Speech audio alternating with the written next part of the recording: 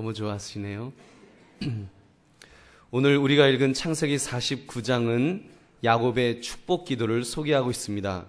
축복 기도, 여러분 우리가 얼마나 사모하고 바라는 것입니까? 우리 부모님으로부터 축복 기도를 원하고 목사님으로부터 이 축복 기도를 우리는 사모합니다. 가정에 신방을 갔을 때 예배 피날레 역시도 그 가정을 축복하는 축복 기도가 될 것입니다. 지금 야곱은 12 아들들을 불러다가 한 사람 한 사람에게 그 축복의 기도를 해주고 있습니다. 특별히 오늘 읽은 요셉을 향한 축복 기도, 샘 곁에 무성한 가지라 그 가지가 담을 넘었다는 이 축복은 정말 멋있고 정말 받고 싶은 그런 축복 기도임에 틀림없습니다. 여러분, 연초를 시작하는 저와 여러분들, 더구나 이틀 전 구정을 지내시고 오신 여러분들, 명절이라고는 했지만 얼마나 고된 일주일을 살다가 오셨는지요. 여러분, 이 시대는 더 이상 내 의지로 내 인생을 책임질 수 없는 불안감, 불확실성 속에서 살아야 하는 저와 여러분이라고 생각합니다. 그러기에 이 요셉이 받은 축복 기도를 우리는 꼭 사모하기를 바랍니다. 붙드시기를 바랍니다. 그러므로 오늘 말씀을 살펴보심으로 무성한 가지가 되어 담을 넘으라는 이 놀라운 복을 받아 누리시는 저와 여러분이 되시기를 주님의 이름으로 축원합니다. 첫 번째, 요셉의 인생은 어려움이 많은 인생이었습니다. 여러분 어떻습니까? 요셉이 복을 많이 받았다고 하니까 요셉을 생각할 때 무엇이 먼저 생각이 나시는지요? 혹시 요셉이 어렸을 때 색동옷을 입고 아버지의 특별한 사랑을 받은 모습이 떠오르지는 않으시는지요?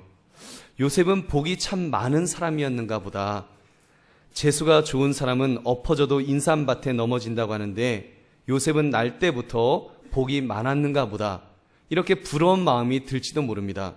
반면에 나의 인생은 말 그대로 파란만장합니다. 주저앉아도 꼭 냄새나는 밭에 주저앉는, 세상 말로 하면 아주 지질이 복도 없는 그런 인생이라고 생각합니다. 이런 생각에 상대적 박탈감만 혹시 더 들지는 않으시는지요? 여러분, 어쩌면 이 시대를 살아가는 다수의 사람들은 나는 복이 별로 없다는 자조적인 평가를 스스로에게 하고 있는지도 모릅니다. 그러나 요셉을 우리가 살펴보면서 그도 어려움이 많은 인생을 살았다는 사실이 여러분 우리에게 위로를 주고 또 동질감을 느끼도록 만들어줍니다. 여러분 중에 일찍 어머니가 돌아가셔서 이복 형들의 눈치를 보면서 외로운 어린 시절을 보낸 분이 계십니까? 여러분 중에 형제에게 배신을 당하여 노예로 팔려간 경험이 있으십니까? 여러분 중에 말씀대로 살려다가 누명을 써서 언제 죽을지 모를 무기수가 되어 기약 없는 수영 생활을 하신 경험이 있으신지요? 여러분, 요셉은 그런 인생을 살았습니다. 오늘 축복기도 속에서도 그에 대한 기구한 인생을 요약적으로 이렇게 묘사합니다. 23절 말씀 같이 읽겠습니다. 시작. 활 쏘는 자가 그를 학대하며 적개심을 가지고 그를 쏘았으나. 여러분, 요셉의 인생을 보니까 활 쏘는 자가 그를 학대하며 적개심을 가지고 그를 쏘았다 그랬습니다. 저는 저의 인생을 돌아볼 때 힘든 때도 있었으나 누군가가 적개심을 가지고 화살을 날리는 적은 없었습니다. 그런데 요셉은 그런 인생을 한 번도 아니고 여러 번 겪으면서 그는 살았습니다. 그는 태어날 때부터 10명의 의붓 형제들, 3명의 다른 어머니들이 있는 그런 환경에서 자랐습니다. 자기를 낳아준 생모는 동생 베냐민을 낳고 곧 돌아가셨습니다. 요셉이 성장했을 가정 환경을 여러분 상상해 보시기 바랍니다. 우리의 가정은 그래도 포근한 스윗 홈이 있지 않습니까? 여러분, 가난했어도 단칸방에 살았어도 꽁보리밥을 먹었어도 그래도 생일날 꽁치 한 마리 사다가 어머니가 생선 발라서 이 고기를 올려주시던 어머니의 사랑, 그 추억이 그래도 우리에겐 조금이라도 있지 않습니까? 그런데 요셉에게는 그런 가정이 없었습니다. 가족은 그에게 적개심을 가지고 활을 당기는 대적들이 있는 전쟁터였습니다. 결국 어떤 일이 벌어졌습니까? 요셉이 아버지 심부름으로 형들에게 갔다가 형들이 죽이려고 했습니다. 자신을 시기하던 형들에 의해서 짐승처럼 구덩이에 던져지고 물건처럼 노예 상인에게 팔려가야 했습니다. 그리고 족장의 아들이 애굽 친위대장의 집에 팔려가서 종살이를 해야 하는 그런 치욕을 당하였습니다. 조금 자리를 잡는가 했던데 여주인으로부터 집요한 유혹을 당합니다. 주인 몰래 동침하자는 제안을 받은 것입니다. 그러나 요셉은 내가 하나님 앞에서 범죄할 수 없다고 단호하게 그 유혹을 뿌리쳤습니다. 그런데 그에게 돌아온 것은 적반하장으로 여주인 희롱죄를 뒤집어 쓰게 됩니다. 변명 한마디 제대로 못한 채 왕의 죄수들만 갇히는 감옥에 갇혀 언제 풀려날지도 언제 목이 잘려질지도 모른 채 무기수로 갇혀 있어야만 했습니다. 사랑하는 성도님들, 여러분 요셉을 보면서 이 정도 되면 요셉이야말로 참 꼬인 인생을 살았다, 세상 말로 재수없는 인생을 살았고 저주받은 인생을 살았다라고 말해도 되지 않겠습니까? 여러분, 어떤 사람이 무슨 무성한 이런 사람이 어떻게 무성한 가지가 될 수 있겠느냐는 말입니다. 노예가, 그것도 감옥에 갇힌 무기수가 어떻게 대제국의 총리가 되는 복을 누릴 수가 있겠습니까? 요셉이 밤새워 노력한다고 감옥에서 피나는 훈련을 하고 책을 읽고 능력을 쌓는다고 대제국의 총리가 될 수 있겠느냐는 말입니다. 그가 어렸을 때 아무리 좋은 교육을 받았다고 할지라도, 아버지의 사랑을 독차지했다고 할지라도 무슨 소용이 있겠습니까? 우리 인간적인 눈으로 보면, 인간적인 판단으로 보면 불가능한 일이었습니다. 불가능하다, 이 5글자로 종지부를 찍어야만 했던 요셉의 인생이었습니다. 사랑하는 성도님들, 요셉이 이렇게 어려움이 많은 인생이었다는 것이 여러분 우리에게는 소망이 되는 줄로 믿습니다. 내 인생이 꼬여 있다고 생각하고 내 인생에 출구라는 없다고 이미 종지부를 찍었다고 여러분 생각하십니까? 이제 요셉을 통하여 소망의 빛을 볼 수 있기를 바랍니다. 여러분, 오늘 말씀을 통해 요셉과 같은 인생도 은혜와 복을 받았다는 사실을 우리가 확인하면서 저와 여러분도 소망 중에 그 복을 받으시기를 주님의 이름으로 축원합니다. 둘째, 그 어려움 속에서도 하나님은 그를 무성한 가지가 되게 하셨습니다. 무성한 가지가 되게 하셨습니다. 요셉의 인생이 어려움이 많은 인생이었음에도 불구하고 야곱이 무엇이라고 요셉을 축복하고 있습니까? 우리 창세기 49장 22절 말씀 같이 읽겠습니다. 시작. 요셉은 무성한 가지 곧 샘 곁에 무성한 가지라 그 가지가 담을 넘었도다. 아멘. 요셉을 향해서 그는 무성한 가지다라고 말씀합니다. 무성한 가지, 즉 열매가 주렁주렁 열리는 가지, 풍성한 열매를 맺는 가지를 말합니다. 어떻게 요셉은 그 어려움 속에서 무성한 가지가 될 수 있었을까요? 여러분, 그 답은 이미 받았습니다. 그 가지가 샘 곁에 있었기 때문입니다. 샘 곁에는 무엇이 풍부합니까? 여러분, 물이 풍부하지요. 시편 1편 3절도 이렇게 말씀합니다. 그는 시냇가에 심은 나무가 철을 따라 열매를 맺으며 그 잎사귀가 마르지 아니함 같으니 그가 하는 모든 일이 다 형통하리로다. 아멘. 시냇가에 심은 나무, 무엇을 마음껏 얻을 수 있습니까? 물입니다. 물을 얻을 수 있습니다. 나무가 자라기 위해서 필요한 요소가 물과 공기와 흙입니다. 특히 물이 없으면 절대로 나무는 자라지 못합니다. 아무리 공기가 맑고 좋아도 물이 없으면 안 됩니다. 아무리 흙이 좋아도 물이 없으면 자라지 못합니다. 우리 대한민국 사람들은 산 좋고 물 좋은 땅, 축복받은 땅에서 살기 때문에 물에 대한 고마움을 별로 못 느낍니다. 그러나 지금 전 세계적으로 점점 사막화의 위협을 받고 있습니다. 공기도 좋고 땅도 좋지만 비가 오지 않기 때문에, 물이 없기 때문에 푸석푸석 식물이 살 수 없는 죽음의 땅으로 변모되고 있습니다. 그런 땅 중에 샘 곁에 가지는 무성한 가지, 주렁주렁 열매를 맺는 가지가 되는 줄로 믿습니다. 여러분, 샘 곁에 그 무성한 가지, 자기 의지로 나는 샘 곁에 있어야 되겠다, 이렇게 하고 있는 나무를 보셨습니까? 시냇가에 심은 나무, 정확히 번역하면 심기어진 나무입니다. 나무는 심기어지는 것이지 스스로 자기가 땅을 골라서 샘 곁에 뿌리를 내리는 것이 아닙니다. 그렇게 볼 때 요셉은 축복받은 인생이었습니다. 왜요? 샘 곁의 가지와 같은 그런 삶을 살았기 때문입니다. 비록 요셉의 인생이 어려웠지만, 저주 같은 그런 모습이었지만 그가 누구입니까? 그는 믿음의 조상 아브라함의 증손자였습니다. 아버지 야곱을 따라서 믿음의 사람이 되었습니다. 한마디로 믿음의 뿌리가 그의 가정의 기본으로 깔려 있었습니다. 그는 아버지가 명령하면 어디로 가라든지 순종하는 이미 순종의 사람이었습니다. 그는 늘 꿈을 꾸면서 하나님이 주시는 꿈을 붙드는 비전의 사람이었습니다. 형들에게 배신을 당해 종으로 팔려갔을 때에도 그는 하나님만을 의지하는 사람이었습니다. 그러므로 성경은 요셉이 움직이는 곳마다 하나님이 함께 하셨다, 하나님이 함께 하셨다라고 그렇게 말씀합니다. 이것이 영적 비밀입니다. 보디발의 집에 일할 때에도 창세기 39장 3절은 이렇게 증언합니다. 우리 같이 읽겠습니다. 시작. 그의 주인이 여호와께서 그와 함께 하심을 보며 또 여호와께서 그의 범사에 형통하게 하심을 보았더라. 아멘. 요셉이 종살이를 할 때에도 하나님이 함께 하심을 보았다고 했습니다. 하나님이 함께 하셨습니다. 그래서 형통한 복, 이렇게 풍성한 가지가 될 수 있었습니다. 요셉이 감옥에 갇혔을 때에도 창세기 39장 23절은 이렇게 말씀합니다. 우리 같이 읽겠습니다. 시작. 간수장은 그의 손에 맡긴 것은 무엇이든지 살펴보지 아니하였으니 이는 여호와께서 요셉과 함께 하심이라. 여호와께서 그를 범사에 형통하게 하셨더라. 아멘. 여호와께서 요셉과 함께 하심이라. 여러분, 요셉은 언제나 하나님이 함께 하신 줄로 믿습니다. 그렇기 때문에 형통한 복을 받았습니다.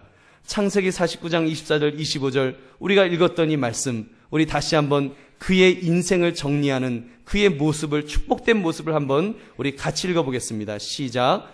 요셉의 발은 도리어 굳세며 그의 팔은 힘이 있으니 이는 야곱의 전능자 이스라엘의 반석인 목자의 손을 힘입음이라. 내 아버지의 하나님께로 말미암나니 그가 너를 도우실 것이요 전능자로 말미암나니 그가 내게 복을 주실 것이라. 위로 하늘의 복과 아래로 깊은 샘의 복과 젖먹이는 복과 태의 복이 이르로다. 할렐루야. 아멘. 여러분, 하나님이 함께 하시는 삶, 이것이 무성한 가지가 될 수 있었던 비결인 줄 여러분 믿으시기 바랍니다. 사랑하는 성도님들, 우리가 인생을 살아가면서 요셉이 겪은 것처럼 고난의 폭풍이 몰아칠 때가 있습니다. 바람이 심하게 불어서 막 가지를 부러뜨릴 정도로 나무를 흔들 때도 있습니다. 그런데 놀라운 사실은 여러분, 나무의 흔들림은 물을 나무 끝 우둥지까지 끌어올리는 펌프질이라고 말합니다. 흔들어대는 바람은 힘들게 하지만 나무에게는 정녕 고마운 바람이 될 수 있다는 것입니다. 오기원 시인이 만물을 흔들리면서의 이런 시를 썼습니다. 첫 소절을 소개합니다.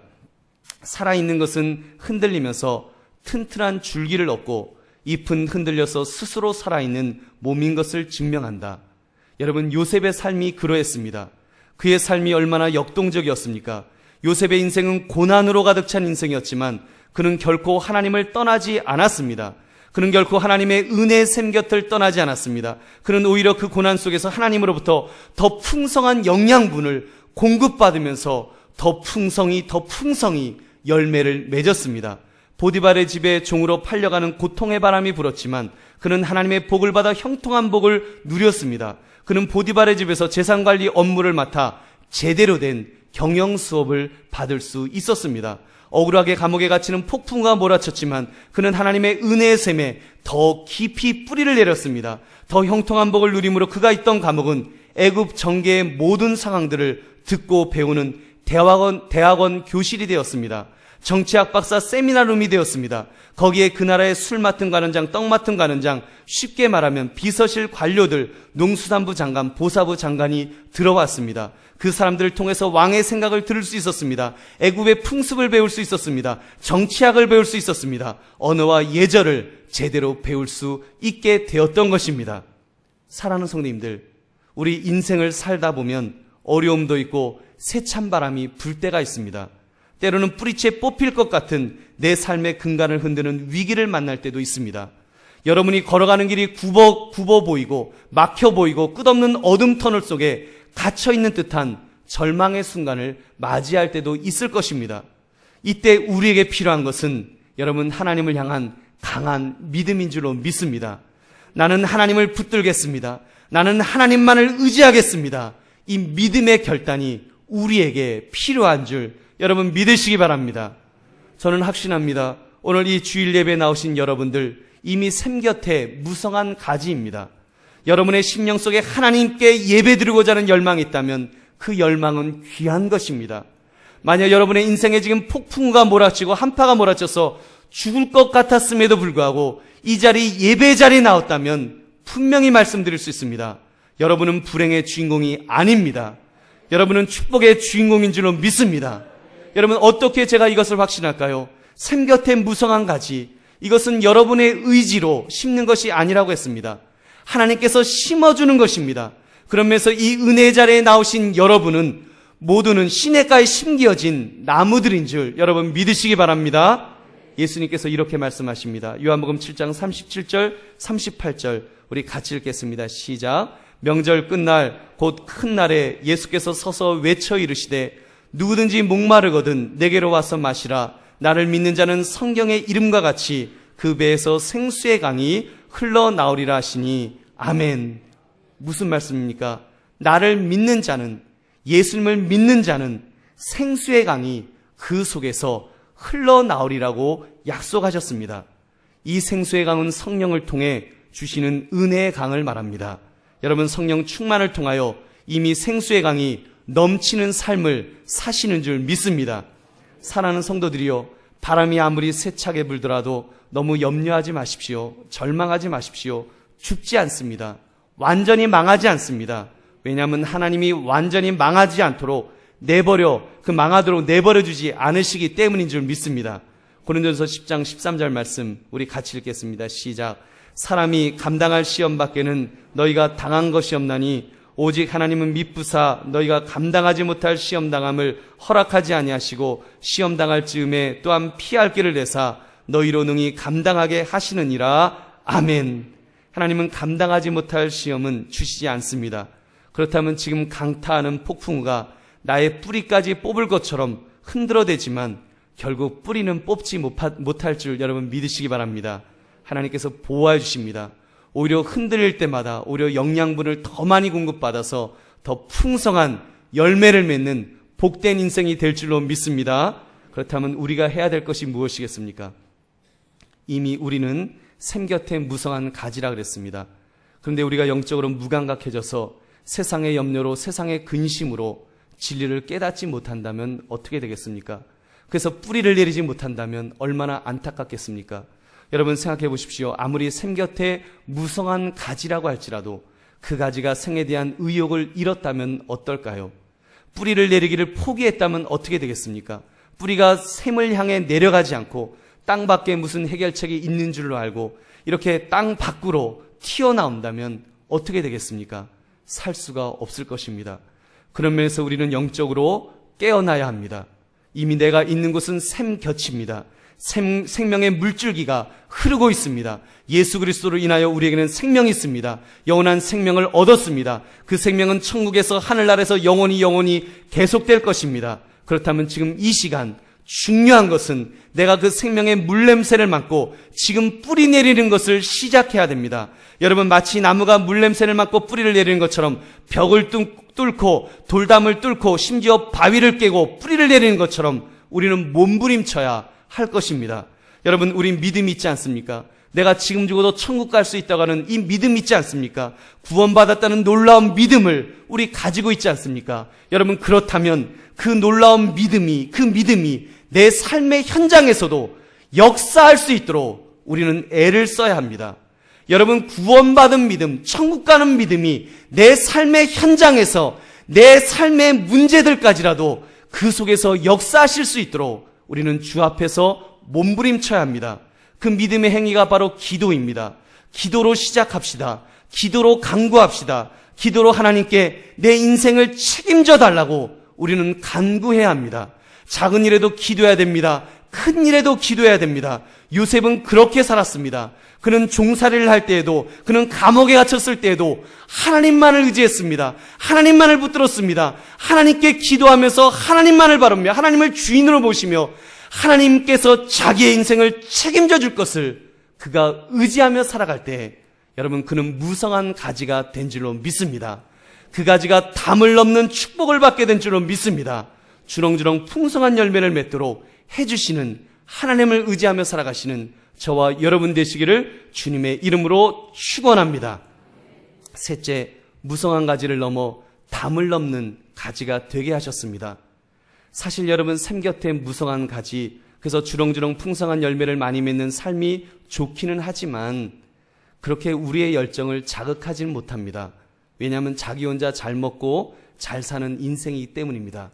조금 철들은 성도님들은 그런 복 받으면 뭐하나, 그거 안 받고 그냥 나는 깨끗하게 이렇게 그냥 하나님 의지하며 살래, 이럴 수도 있습니다. 그런데 여러분, 요셉을 향해서 하나님은 무엇이라고 선포하고 계십니까? 22절 말씀 우리 다시 한번 큰 목소리로 우리 같이 읽겠습니다. 시작. 요셉은 무성한 가지 곧 샘 곁에 무성한 가지라. 그 가지가 담을 넘었도다. 아멘. 그 가지가 담을 넘었다.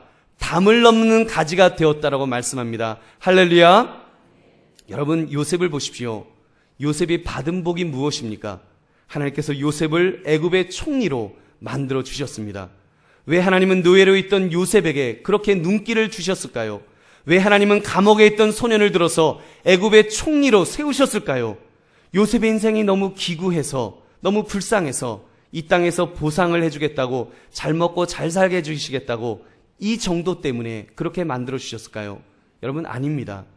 하나님은 요셉을 담을 넘는 무성한 가지로 만들겠다고 하셨습니다.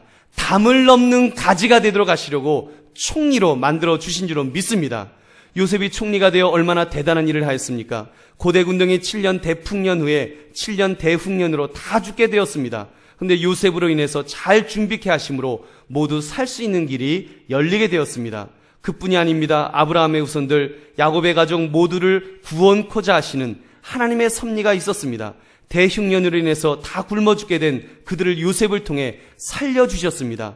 야곱이 죽은 후에 요셉의 형들이 두려움에 떨었습니다. 이제 아버지가 돌아가셨으니 저 요셉이 복수할 것이다. 우리를 다 죽일 것이다. 벌벌 떨었습니다. 그때 요셉이 이렇게 고백합니다. 창세기 50장 20절 말씀 우리 같이 읽겠습니다. 시작. 당신들은 나를 해하려 하였으나 하나님은 그것을 선으로 바꾸사 오늘과 같이 많은 백성의 생명을 구원하게 하시려 하셨나니 아멘. 그렇습니다.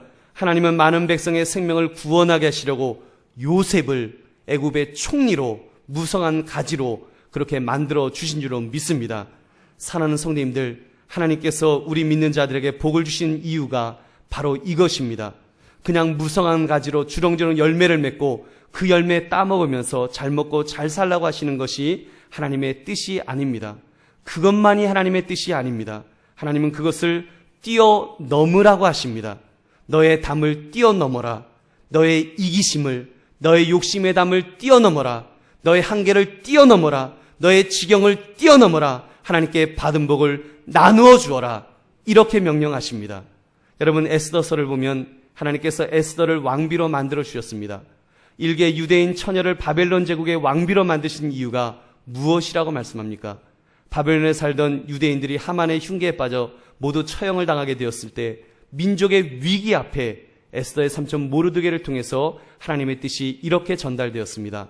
에스더 4장 4절 말씀 우리 같이 읽겠습니다. 시작. 이때에 내가 만일 잠잠하여 말이 없으면 유다인은 다른 데로 말미암아 노임과 구원을 얻으려니와 너와 내 아버지 집은 멸망하리라. 내가 왕후의 자리를 얻은 것이 이때를 위함이 아닌지 누가 알겠느냐 하니 아멘. 그렇습니다. 여러분, 우리가 높아진 것 사명 때문입니다. 여러분이 남들보다 많이 배우셨다면 그것은 사명 때문입니다. 하나님께서 여러분에게 특별한 재능을 주셨다면, 여러분에게 많은 물질을 주셨다면, 실력을 주셨다면 그것도 사명 때문입니다. 하나님은 우리가 담을 넘는 풍성한 가지가 되라고 하십니다. 그 사명이 우리 모든 믿는 자들에게 있습니다. 그래서 보네폰 목사님은 이렇게 고백했습니다. 내가 남보다 많이 가진 것은 축복이 아니라 책임이다. 책임이다. 여러분, 하나님이 우리에게 복을 주신 것 책임인 줄 믿으시기 바랍니다. 기독교 역사를 보면 영적인 복과 물질적인 복을 받은 나라는 담을 넘는 사명을 감당했습니다. 미국의 교회들, 캐나다의 교회들, 호주의 교회들, 국경을 넘어 선교사를 파송하였습니다. 심지어 동방의 밝은 빛, 조선 땅에까지 선교사를 파송했습니다. 그렇게 담을 넘은 풍성한 가지들로 인해서 저와 여러분이 예수님을 믿게 된 줄로 믿습니다. 구원받고 이렇게 예배드릴 수 있는 것, 여러분, 우리 대한민국 사람들이 이제 선교사 파송 이국이 되는 영광을 얻게 된 것, 여러분, 담을 넘는 가지들이 있었기 때문에 그런 은혜를 받게 된 줄로 믿습니다. 말씀을 맺습니다. 오늘 말씀을 통해 우리 진리를 분명하게 깨달을 수 있기를 바랍니다. 하나님께서는 저와 여러분에게 이미 샘 곁에 무성한 가지가 되는 복을 주셨습니다. 이미 주셨습니다. 우리 구원받은 하나님의 백성들에게는 이미 샘 곁에 심기어진 복이 있습니다. 우리가 이제 영적으로 민감하여 우리의 뿌리를 하나님에게 내리기만 하면 주렁주렁 놀라운 열매를 맺게 될 줄로 믿습니다. 저절로 열매를 맺게 될 줄로 믿습니다. 가지가 나무에 붙어있기만 하면 열매를 맺는 것처럼 그런 열매 맺게 되는 은혜가 있는 줄로 믿습니다. 심지어 우리가 기대하지 않은 더 크고 위대한 기적도 맛보게 될 것입니다.